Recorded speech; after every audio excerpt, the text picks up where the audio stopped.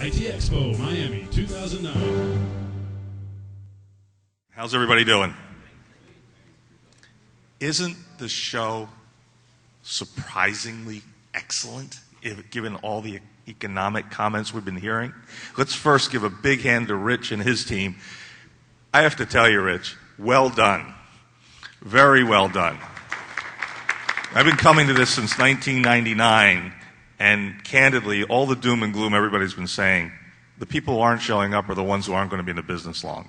If you're not at the events, you're not doing business. So, again, Rich and Greg and Zippy, everyone knows Richard, you guys have done a fantastic job, so thank you. I'm Andy Abramson. I offer a blog called VoIPWatch. I also co-host a daily technology show called the World Technology Roundup on Ken Radio with Ken Rakowski, which is the longest-running daily tech show. Somehow I get roped into doing these every year, and I don't mind.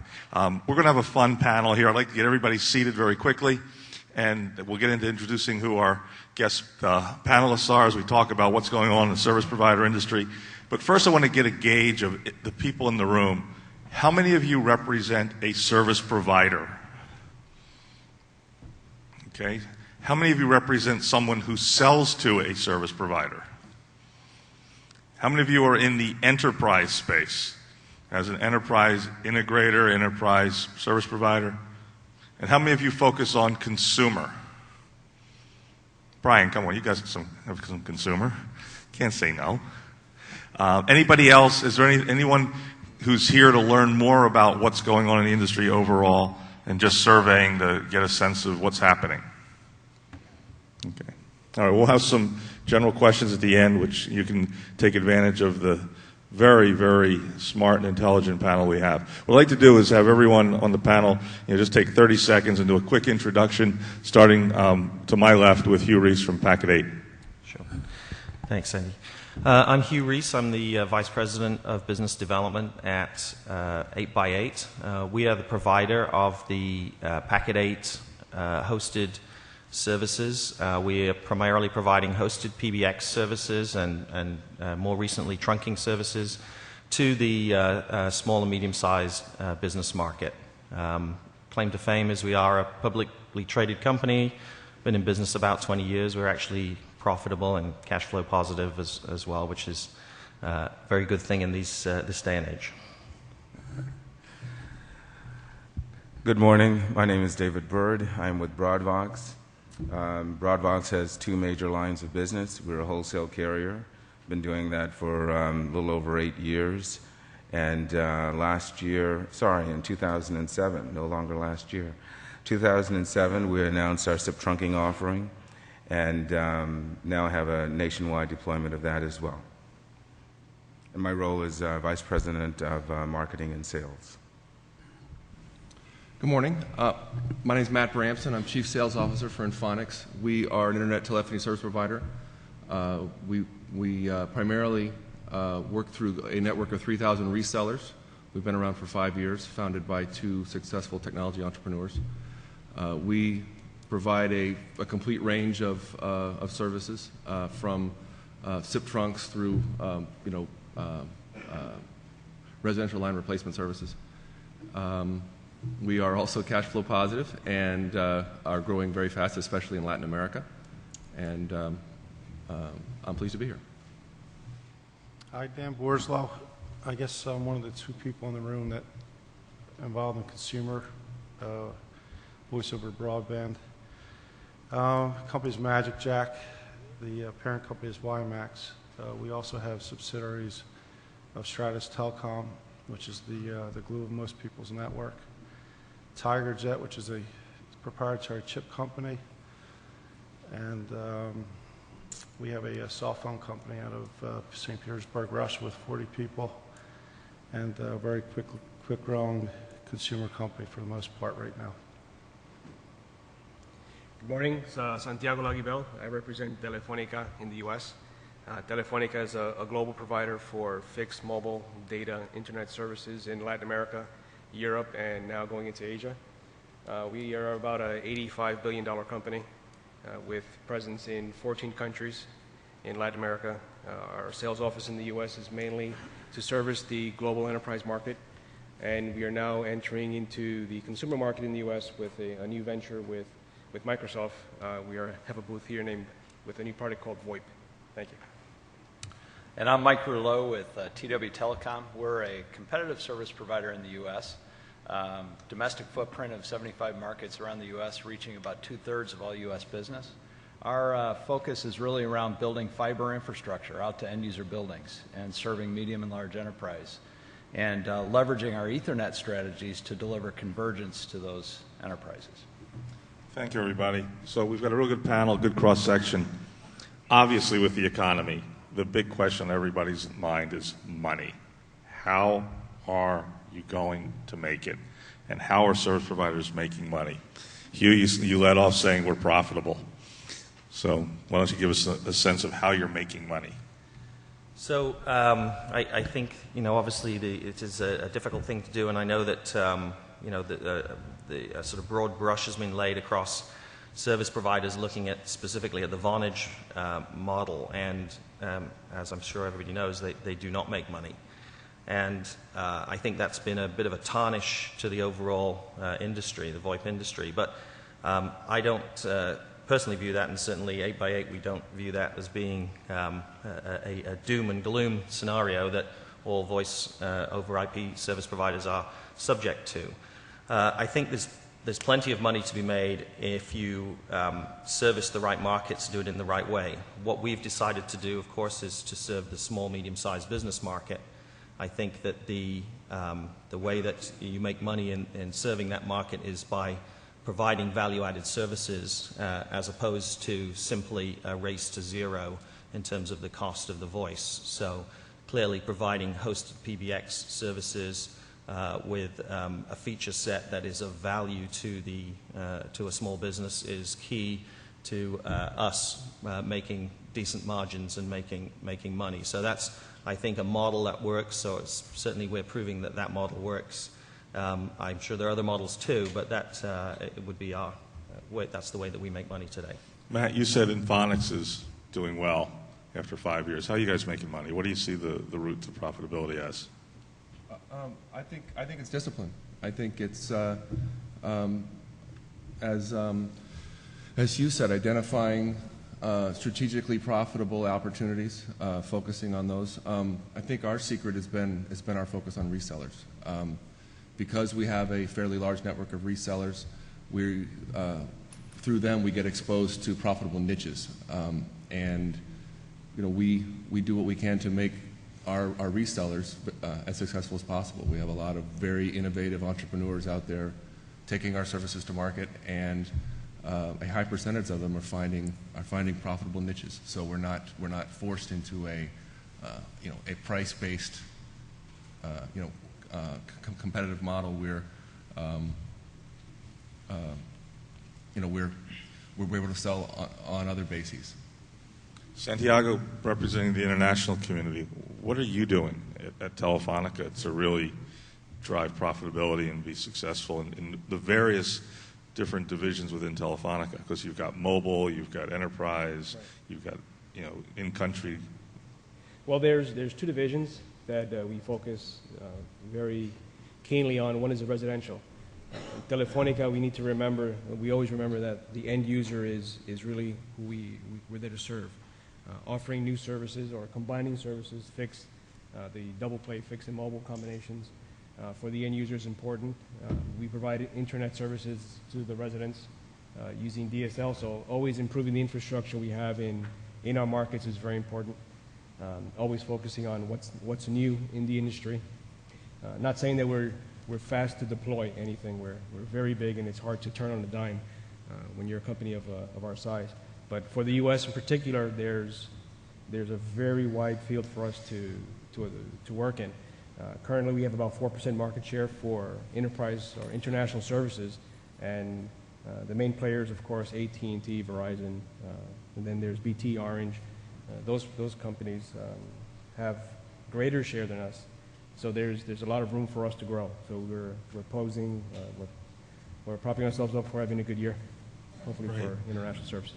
Mike, you guys are focused on the top tier. You're really going after the big business, and you're delivering fiber to the buildings and Metro E. What are you guys doing that's making you money? Well, I think there's a couple of things. First, part of our fabric is analyzing the infrastructure deployments, how we spend our money, making sure that it's profitable business for us, right? And we're upfront with our customers about that, right? They want to make sure that you're going to be around for a while. So really, when we focus on putting fiber in the ground, lighting a building, they want to know that we're at least making a buck or two on it, so that we're there for a while. But I think more importantly, it's listening to your customers. I think if you're not delivering the solution that they need to run their business better, to be more efficient, particularly these days, helping them save money, and looking at a total cost of ownership position, not just here's what the service costs and it's cheaper than the other guy, but looking end to end and looking for that customer to say, how can I help you reduce your capital expenditures? How can I give you better scalability? How can I help you focus on you being more successful? That's where we win. Dan, what's Magic Jack doing in this space? How are you becoming profitable? Well, someone mentioned Vonage, and I think Vonage kind of did this ass backwards, where they started selling product before they had their cost structure in place. So we built the largest national CLEC. We're certified in 50 states. Our cost structure is the lowest in the business. And instead of a cost of acquisition for customers, we manufacture a device for $7 and the average sale is $70 with media costs relatively low. So our customer service costs are only about 3% of gross.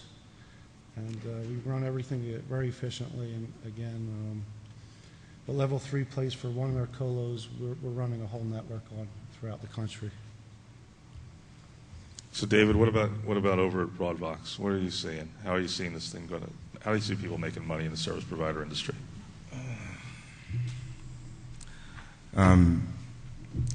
With two business lines, the wholesale business and the retail business, we have different strategies for making money in each one. On the wholesale side, we offer a very competitive product, nationwide footprint, and we've also got alternate businesses that support it. So we have a CLEC that allows us to get lower access in different areas of the country. But what's really important is that we have a history of offering a quality product. There was a time as we began to upgrade our network in order to improve its reliability back in 2007. There was certainly some times when people began to see the transition from one soft switch to another. But once that was completed, about mid last year, our business actually took off again, and we had record quarters after a period of about 8 years. Both the third quarter and fourth quarter of last year were record quarters for us. On the SIP trunking side, we use an indirect model. So we signed up a number of value-added resellers. We have a very sophisticated training mechanism. We try to emphasize to our customers and prospects what the value is of doing that. And the bottom line is that in these economic times, being able to walk into a room, demonstrate to someone how you can save them 40, 50, 60% off of their current telecom costs is fairly important, since telecom expense management is a big deal this year, and it's probably going to be a big deal next year as well. So how many people out there are involved in regulatory? Do we have any lawyers in the room? Any attorneys representing any of the telcos? Anybody representing the FCC or doing regulatory advising? One of the areas which we know adds cost to everyone's telephone bill is the cost of 911 and other emergency services, and there's a lot going on in that area.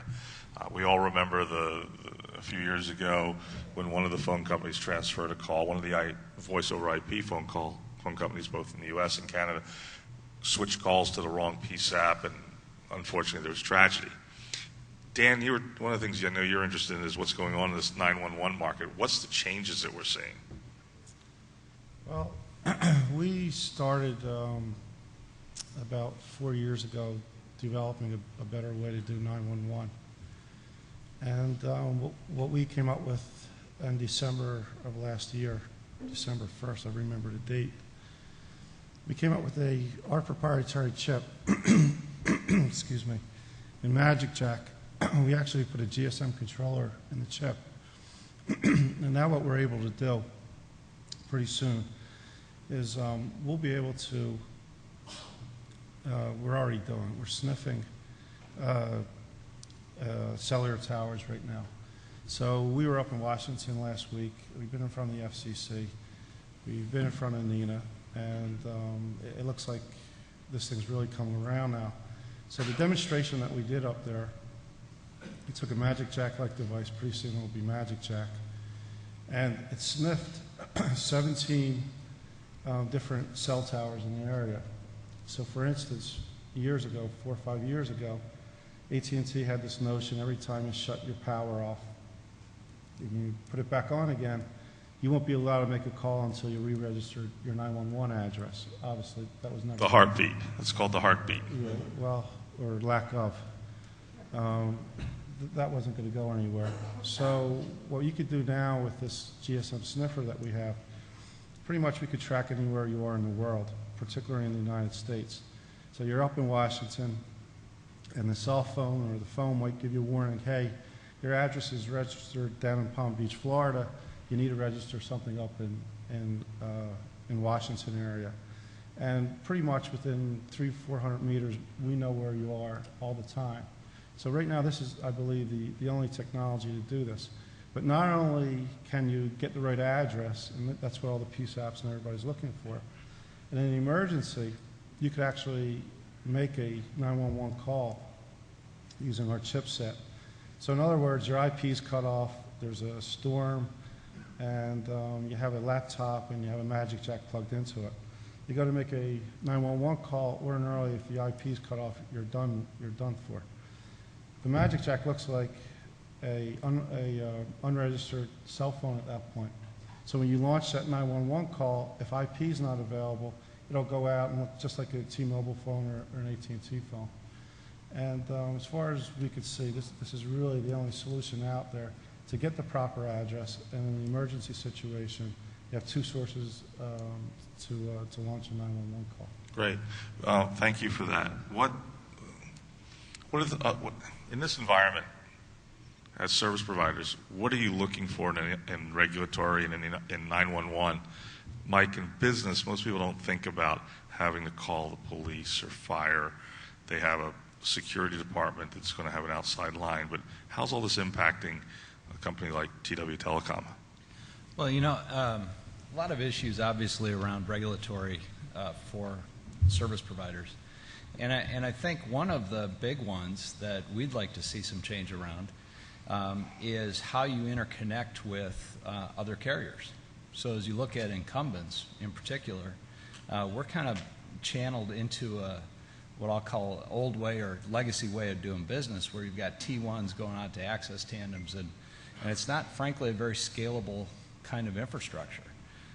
Having a discussion around how do we interconnect with next generation technologies like media gateways, SIP trunks, session border controllers, et cetera, that kind of infrastructure, I think is much more meaningful. I mean, you can always have the debate back and forth about what does a minute cost and what kinds of minutes cost what. But the point is, if we've got access to much more efficient, more scalable infrastructure, why aren't we using it? Why can't we take advantage of interconnection points regionally instead of more locally that are driving huge amounts of cost into the business when you don't have to? So with that, Hugh, what are you guys, you've been out 20 years now, how are you adapting to the changes, especially with E911, as far as retrofitting, updating, subscribing to new services, building out the additional infrastructure, and how's that impacting your cost model? Well, it certainly impacts the cost model. We do charge a fee associated with E911 service. We are compliant to the current regulations, FCC regulations. With the serving the small business market, we find that people don't actually move their phone quite as much as they do on the residential side, but even nonetheless, all of our users can, of course, make E911 calls. I think that we'd like to see moving to some next generation technology inside the PSAPs themselves.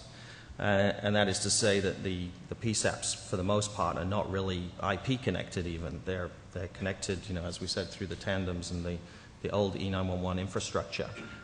What we'd like to see is, say, the universal service fee being used to expand not just telephone service in rural communities, but also IP service across rural communities, and in conjunction with that, fund the PSAP organization to be IP enabled, so that we can route these calls more efficiently and reduce those costs.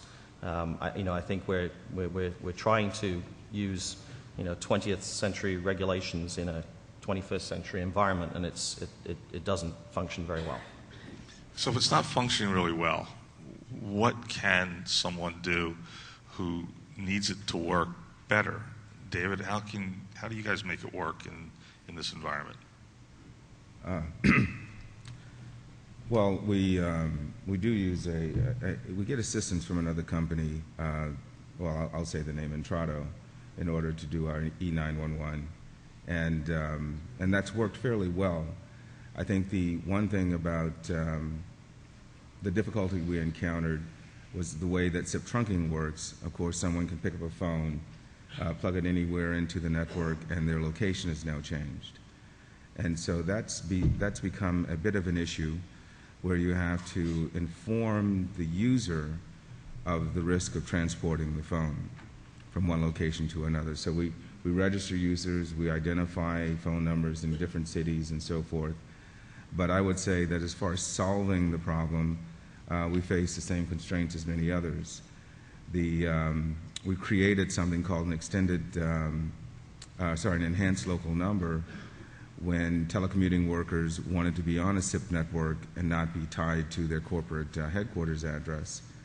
And so if someone went into an office, a home office, picked up the phone who didn't exist, who didn't live there, they dialed 911, they would certainly expect that address to be displayed to a PSAP or an emergency worker. That works fine, again, as long as we have something registered inside of our database to know where that phone is. So I would say that, I would love to say that we've solved the problem in its entirety, but we still have this small hole of being able to actually take that phone, install it somewhere else, and we would not know the specific address where that person is. So it still comes down to, in a lot of cases, of the integrity, the honesty of the person on the end, or the intelligence of the person on the end, knowing to update or have somebody update the customer record information. And in the era of telecommuting, in the era of offices moving around, you may think you have a customer in Fort Worth, Texas, and they end up being in Shawnee Mission, Kansas. And you don't know. They take their computer with them, they take their ATA with them, and they plug in, and they're there. So wasn't the AT&T model then of the heartbeat requiring you to at least verify? Why doesn't that work for more companies? Open question to anybody on the panel. We know what Dan's solution is a modification of that, but it's not a modification, it's completely different. But yeah. I agree with David as well. I mean, he pretty much said it right. The other problem is that David and I are both paying out the wazoo for connections that are mandatory with the incumbents as well. And we're paying probably more to the incumbents than we're paying to Entrado for that matter. And if gentleman from Time Warner said, if there's maybe an IP connection, a regionalized IP connection with Bell South like there should be, or AT&T, Verizon, I mean, that would solve 80% of the problem. The other 20% of the problem is pneumatic VoIP devices, and you have to, I believe the only way to track them is to track them. And then at that point you can get an accurate address. So with the new administration, I want to start this one with Santiago, because you can bring a global perspective to this. If Barack Obama said, Santiago, you're going to be chairman of the FCC in the U.S., what changes would you make? First, I would, as Mike said, have more open infrastructures. Today it's very difficult for someone to come in and compete and to offer an end user a quality low-cost service. tapping into the infrastructure that's owned today by a duopoly, Verizon and AT&T being the two largest, of course. It's been very difficult for an international provider to come in and offer some services. It's a bit protective, which being an American, I can see that and understand it. But also as being an international business person, I think the U.S. made its footprint being the home for international people for coming in. There's no borders today, except the south of the country. But coming in from other countries, you fly in and start your own business. And I think that we need to open up the relationships between the spoon-fed infrastructures to the more progressive companies that understand what the customers need and offer them services that really bring value to them. So Matt Bramson from Infonix, if Obama came over to you and said, "You're the new chairman of the FCC. Tell me what we should do," what would you say? Well, I would take an active role in encouraging next generation technologies. I would take an active role in educating the public about the possibilities, so we have some pressure from the demand side. I think that most of what people know about telecommunications comes through the largest providers, and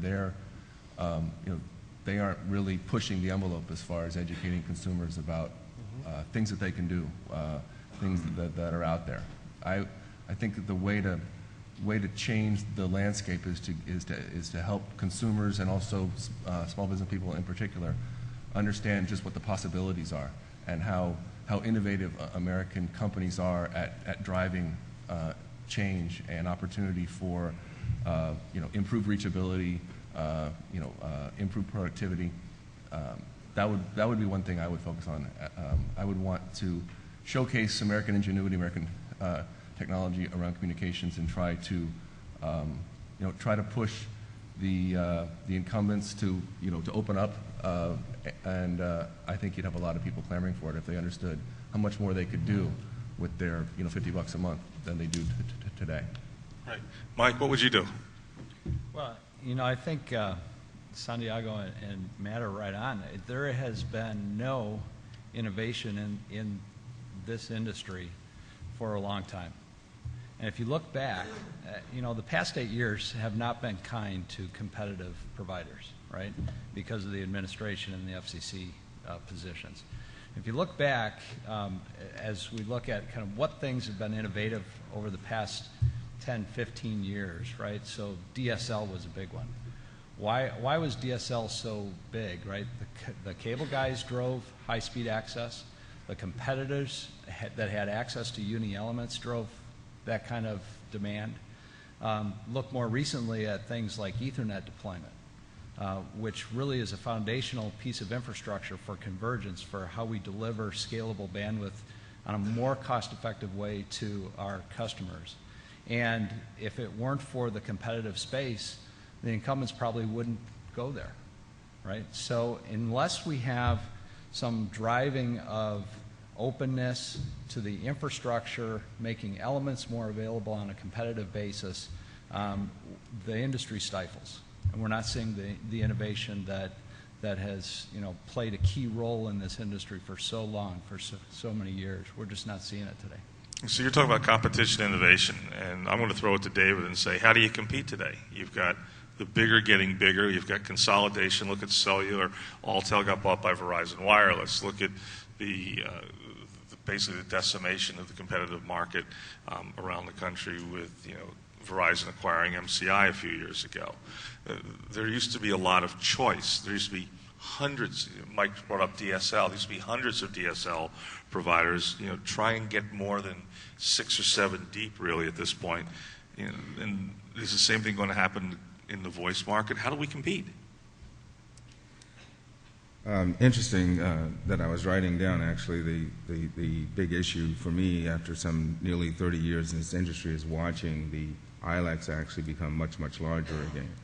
So the original definition of competition in the 80s and 90s has clearly been lost. So it's a little tougher And since we don't have an ILEC on the panel, I'll take a small shot and say the good news is they're not very good at what they do. And we are better. We're more nimble. We think about things. We deliver a product to a customer base that wants it. The innovation gets out to them whether the ILECs try to stop it or not. My favorite news story, which I'm sure most of you saw, is I come out of Dallas, Texas, just north of Dallas, in the community of Plano, Frisco, and Allen, which are these booming suburban spaces. Verizon offers their Fios product. And recently, as who knows why, they decided to offer voice over IP to that community. Now, they're going to say transition from your TDM facility, your regular phone, and by the way, it's not a POTS phone. I mean, the phone's got all kinds of features on it. It's just a regular phone. And you can now take advantage of voice over IP as part of your Fios offering. But by the way, it's going to cost exactly the same as your previous phone service. All right, well, the cost to deliver that service, as Broadbox knows, is tremendously less. So why would you charge the same price? The next thing that they did, which was apparently someone got a little confused by this announcement and asked the question, are you abandoning your TDM networks now in favor of an IP infrastructure? So for the next week, Verizon spokespeople are out saying, no, of course not. Why would we abandon the most reliable network in the world for something that doesn't work very well? Now,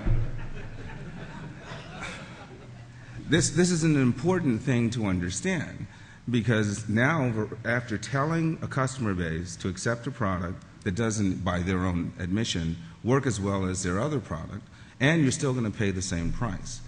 Now, Broadbox, we push back at that, and I think most of the carriers that are up here push back as well. 2 or 3 years ago, you could have said that we were sitting at a 3 nines level of reliability because our infrastructure wasn't quite as solid as it needs to be. But over time now, we're at 4 nines. The TDM networks are at 5. That 1 9 eventually is going to be addressed. The infrastructure of all of our networks have improved tremendously. So when we talk about quality, reliability, robustness, and so forth, there are very, very few occasions where you're going to see an impact. And in fact, I would dare you to listen to a call going over any of the IP networks today that are not, quote unquote, true internet infrastructure and say that you can hear the difference. So Verizon can be for us, and I will continue to repeat this story until it's about 6 months old, Verizon can be for us a message that goes to the business infrastructure about what we're doing in terms of pricing, innovation, quality, and why a customer base should continue to look at alternative carriers.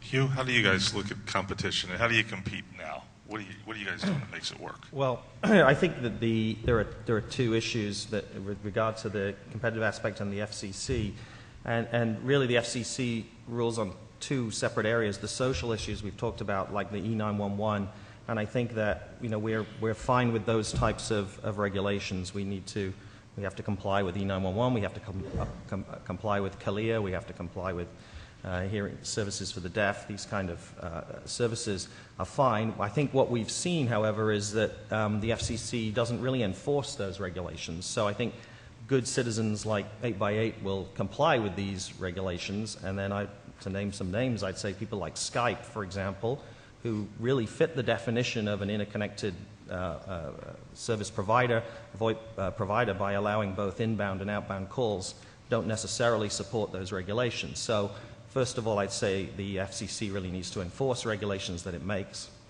The second area that we haven't really touched on at all is the sort of fiscal and monetary side of the FCC. And if you looked at one of the Packet 8 bills, say 2-3 years ago, you'd have probably seen your services at the bottom, and you'd have seen maybe a fee for that E911, and that would have been about it. But unfortunately, if you look at a bill today from Packet 8, I'm sorry to say, you're going to see state tax, city tax, local tax, just taxes up the wazoo. Starts to look like an old regulated telephone bill. So the first thing that I would do if I was put in charge would be to put a stop to that, to get those taxes back off, because that's also stifling the innovation and moving forward with voice over IP services. And certainly the FCC has power to do that kind of thing, but it doesn't seem to be willing to do it, at least in the previous regime.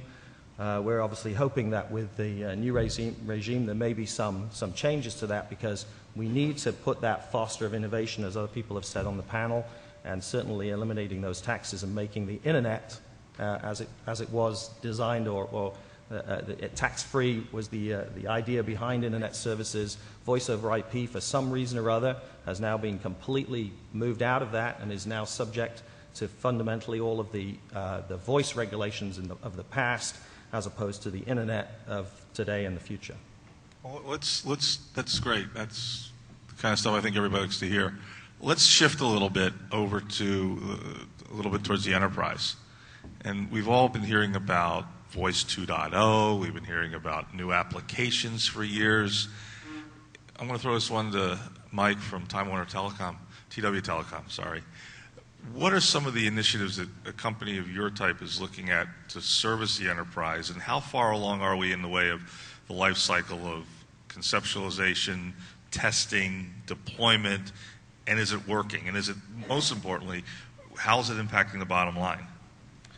I think from an enterprise perspective, we're not nearly as far along as I think people would like, or as far along as we're seeing, maybe even on the consumer side of the business.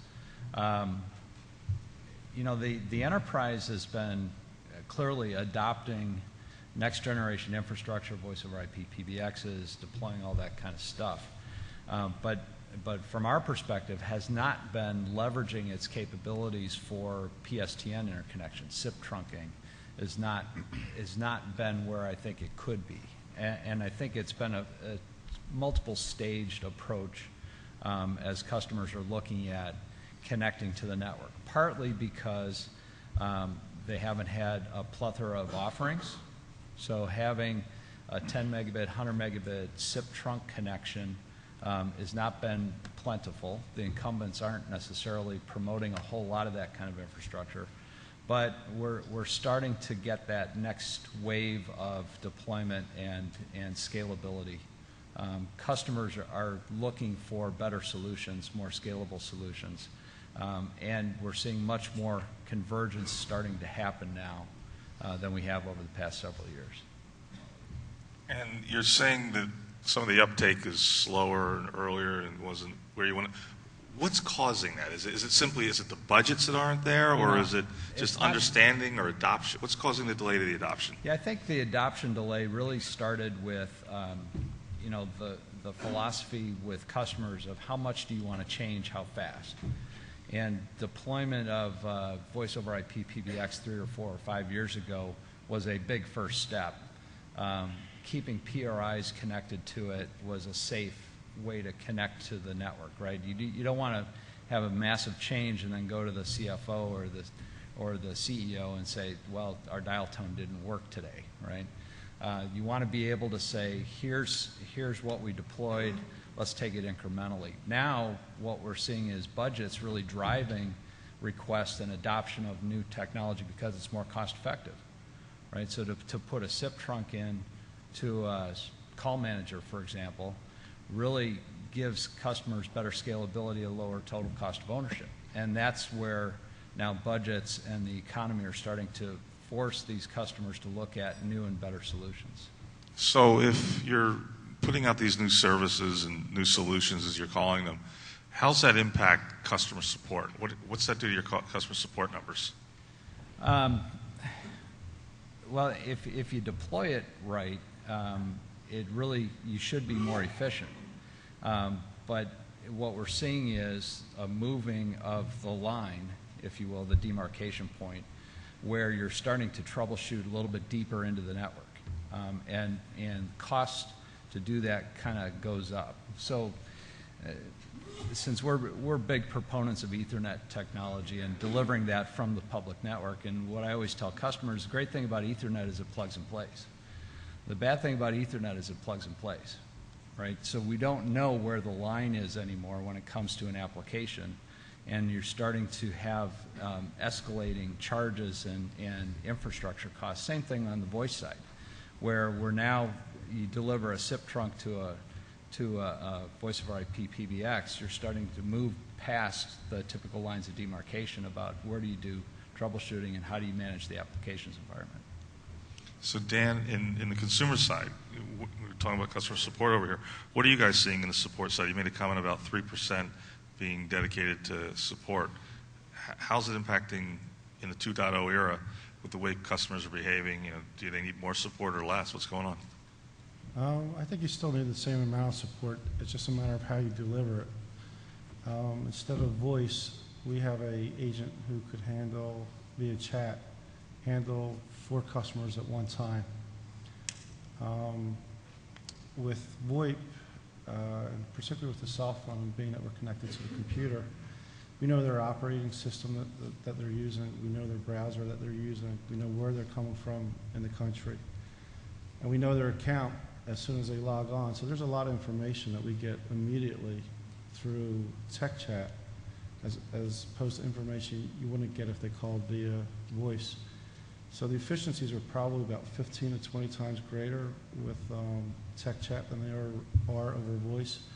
And J.D. Power believes that most people like tech chat over voice as well. And I just want to answer that enterprise thing, although you didn't ask me. I have the same solution to everything. If these guys all built efficiencies and they carry around the monkey on their back, they'd be able to lower their price and then they'd be able to beat up the incumbents a lot better that way. So what you're saying is build it right. What's that? You're saying build it right. Build it right and operate your business more efficiently, because that's something we know the bell companies will never do. And these gentlemen all have the opportunity to do so. We're not really in enterprise right now. And but I know in the consumer place, we built these massive efficiencies. We operate, everything we do is cost effective. And I believe the same thing, instead of functions and features and all these other things that people talk about in the enterprise, get your business running right and lower your price, and you'll gain huge market share that way. Matt, what are you guys doing in the customer service area? How are you? You're growing. Obviously, your customers are happy. What does Infonix do that helps keep everybody, in touch and up to date? Yeah. Well, we're kind of going the opposite direction of what Dan was talking about. We believe that service is key to our competitive edge. We believe that if you think in terms of the three-legged stool, product, price, and support, that support is the biggest opportunity. And we do have text chat, and we do have customers that like it, but we don't discourage our customers from calling us on the phone. We've expanded our call center operations outside the U.S. into Latin America. That services the language needs of our base and lowers our costs. Because of the importance of resellers in our business, we have to provide them with the service that they need, because otherwise they're out of business, and then we're out of business. So we're putting people in touch with our customers that have a lot of tenure. Our tenure in our customer service staff is very good relative to the industry. We make it very, very simple and fast for them to get a hold of our most qualified employees, so that technical problems or billing frustrations can be solved quickly. We're not really targeting a consumer-centric base, although many of our resellers are. So for us, providing good service is really critical for us. It's very hard to innovate in the other areas, but service is an area we think is wide open. Once again, I want to thank Rich Tarani and his great team. Look at this audience. Look at this audience. Those of you who didn't hear the comments earlier, it's amazing. Everyone says the economy's down, VoIP is dead. I don't think so. Thanks to Rich. Let's give him a big hand.